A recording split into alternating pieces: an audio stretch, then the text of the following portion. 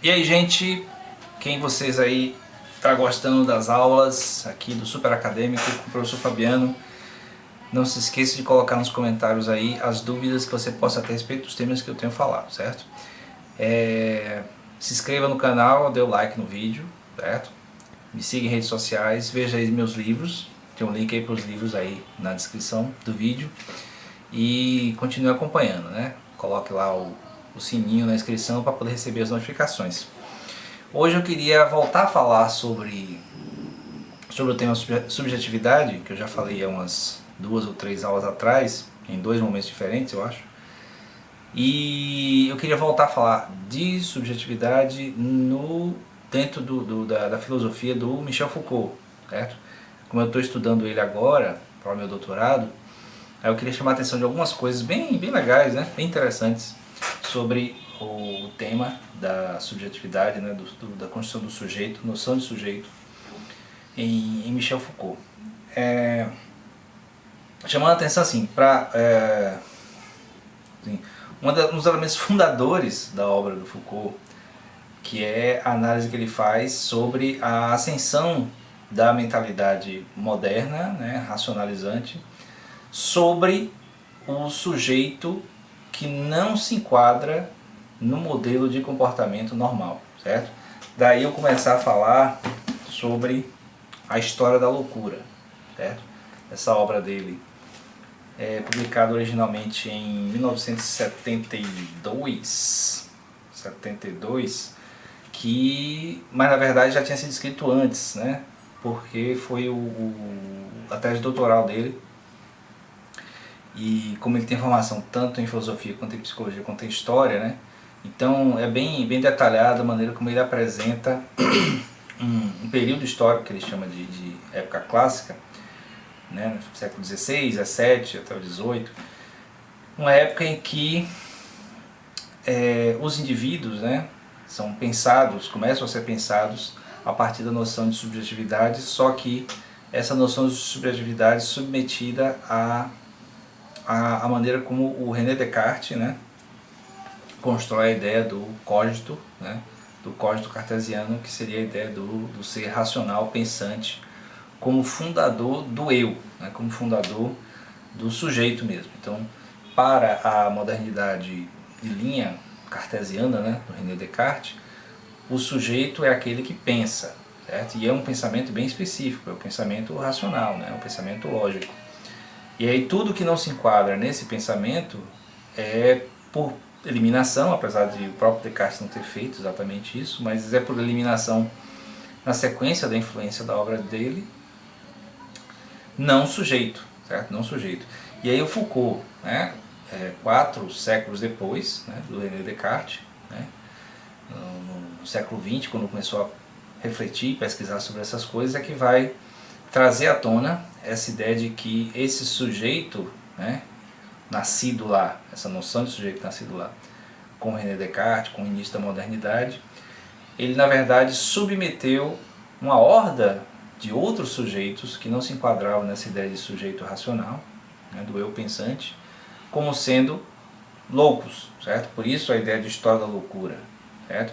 Ele inclusive faz uma menção à obra do Heraldo de Roterdão, Elogio da Loucura, que é bem interessante porque é uma obra engraçada. Ele narra como se fosse do ponto de vista da loucura, como sendo um ente vivo falando sobre a sua presença no mundo, né? A existência da loucura no mundo. E é a loucura, até esse momento, né, início da modernidade, não era visto como uma doença. Isso é o que o Foucault chama a atenção, né? Então, até essa época, o louco, aquele que se comportava de maneira diferente ou anormal, né, incomum em relação ao dito normal, ao dito mais comum da sociedade, ele era enquadrado de outra forma, certo? Era o bobo da corte, era o extravagante, era aquele que pode ser até humilhado na rua, tal, mas assim não era doente, não era enquadrado como um ser com um problema ligado à saúde, certo? Não havia isso até fins da Idade Média com essa era moderna. E aí o Foucault vai dizer que esses sujeitos enquadrados nessa suposta doença da loucura, né, a doença mental, eles vão sendo, ao longo de 2 séculos, né, varridos da visão, né, da vista do mundo civilizado, provavelmente na Europa, mas chega até aqui a América e o Brasil via colonização depois, através do chamado grande internamento, né, ou grande internação. Eles chamam de grande internação, mas grande internação só errado, então eu prefiro falar grande internamento. Então esse grande internamento seria um conjunto de momentos históricos em que essas pessoas enquadradas como loucas são retirados do convívio social e colocados em asilos, né? Esses asilos não tinham um propósito inicial de cura, né, de fazer com que ninguém ficasse bom da doença mental, apenas eles eram isolados para ficar fora da vista da sociedade. À medida que vai se desenvolvendo o saber, né, médico, o saber psiquiátrico, que aí ele desenvolve bem isso na microfísica do poder, certo? Não que essa obra aqui seja uma obra específica sobre poder, certo? A microfísica do poder é muito mais um conjunto, né, uma coletânea de textos, entrevistas e conferências que ele deu falando sobre outras obras. Tanto o História da Loucura, quanto o Vigiar e Punir, né, Genealogia da Moral, que isso aí é do Nietzsche na verdade, mas assim, ele comenta, Arqueologia do Saber. Então essas obras todas ele comenta nessas conferências, entrevistas e debates. E aí dá para ver bem que esse saber médico ou saber psiquiátrico se torna uma expressão dessa sujeição dos sujeitos ditos loucos, né? Não são os não sujeitos, a uma forma de saber, uma forma de conhecimento que faz com que eles sejam enquadrados, primeiro para serem afastados, depois para serem usados como mão de obra também, certo? Então tinha aquela coisa ascendente da mentalidade burguesa relacionada ao trabalho na Europa da modernidade, em que o inútil, né, aquele que não faz nada produtivo para a sociedade, não deixa de ser também um louco. Então, ao ser colocado no asilo, ou ser colocado em algum regime de trabalho terapêutico, certo? Daí a ideia de terapia ocupacional, vem daí, dessa época, faz com que esses sujeitos possam se reenquadrar, de certo modo, à sociedade por essa imposição desse poder-saber, né, desse saber-poder médico-psiquiátrico, né? Então, havia aí uma estruturação, né? O Foucault não gosta muito do uso do termo estrutura, porque ele foi classificado como estruturalista, mas não gostou da classificação. Mas essa estruturação das instituições médico-psiquiátricas, né, dos asilos que depois se transformam em hospitais psiquiátricos, faz com que os ditos doentes mentais possam ser enquadrados no novo modelo. O primeiro modelo é o modelo do asilo de contenção mesmo, então qualquer um que era classificado como louco era, né, colocado nesses asilos e esquecido lá. Depois, no segundo momento, esse momento de uso dessas pessoas para mão de obra, né? Mão de obra gratuita, na verdade, né? Porque como era uma terapia, na verdade, a pessoa estava trabalhando para se curar, de certo modo, para se reenquadrar na sociedade, mas na verdade estava fazendo trabalho escravo.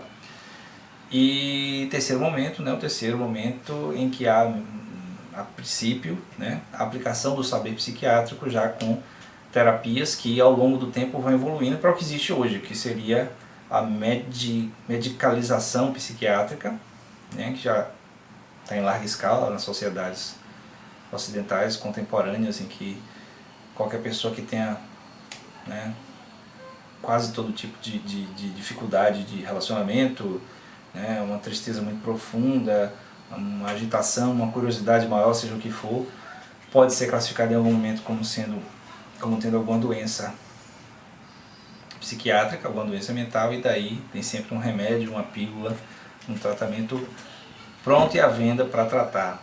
Antes era muito essa coisa da internação, né? De internar para curar, com terapias às vezes bem peculiares, né? No livro História da Loucura ele fala dos afogamentos, dos choques, dos sangramentos, uma série de supostos tratamentos, né? Chegando no século XX com a lobotomia, né? Que é causar uma lesão no cérebro para promover a cura de um outro problema. Na verdade, você trata um problema com um problema pior, que talvez não fosse nenhum problema, que é uma coisa que o Erasmo de Roterdã meio que fala, certo? Na história da loucura. A loucura, ela não deveria ser enquadrada como uma doença, que é mais ou menos o que o Foucault fala sobre como isso aí se ajusta à noção de sujeito e subjetividade.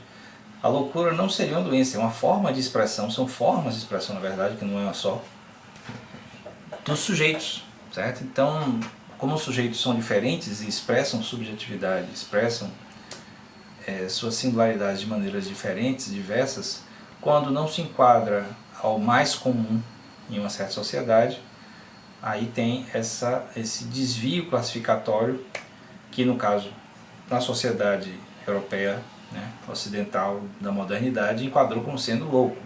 Então, como sendo louco, acaba sendo quase todo mundo que não se enquadrava no modelo esperado de comportamento do sujeito, né? Sujeito racional, pensante, capaz de ser produtivo, capaz de ser claro, lógico. Isso muito advindo da maneira como o René Descartes apresenta essa ideia do eu pensante, né, do cogito. Bom, então era isso, né? Eu espero que isso tenha acendido um pouco a curiosidade de vocês para a obra do Foucault, né? Essas duas obras que eu apresentei aqui, certo? Para essa noção de sujeito, a obra do Foucault ela é complicada, né? Não só por causa da linguagem dele, a linguagem dele é complicada para uns, nem tanto para outros, mas assim, é porque a obra dele trata de aparentemente muitas coisas diferentes, né? Então ele trata de prisão, trata de hospital, trata de política, trata de governo, trata de judiciário, trata de uma grande coisa, mas tem um fio condutor que é essa ideia de sujeito, né? De subjetividade, e assim, dá para compreender bem essa coisa a partir desse modelo que ele faz do estabelecimento da loucura como sendo um enquadramento do sujeito que não atende às normas da sociedade, como sendo uma forma de submeter esse sujeito a uma regra, certo? No caso, a regra seria a internação ou a terapia ou o que seja, né? A ideia é você não se comporta da maneira esperada, você é enquadrado como sendo um não sujeito, então você perde, de certo modo, o seu status de sujeito e se torna um louco, um doente mental ou o que seja. Bom, então é isso, eu espero que vocês tenham curtido aí a aula, né, a minha fala aqui sobre isso, e qualquer dúvida que vocês tenham, sugestão de outras temáticas que vocês queiram que eu desenvolva dentro dos meus conhecimentos, né, vocês podem colocar nos comentários ou mandar mensagem por redes sociais. E não esqueça de ver os meus novos livros, né? O Ginocracia, parte 1 e Em Busca da Verdade, parte 2. Está aqui na descrição do vídeo. Até o próximo.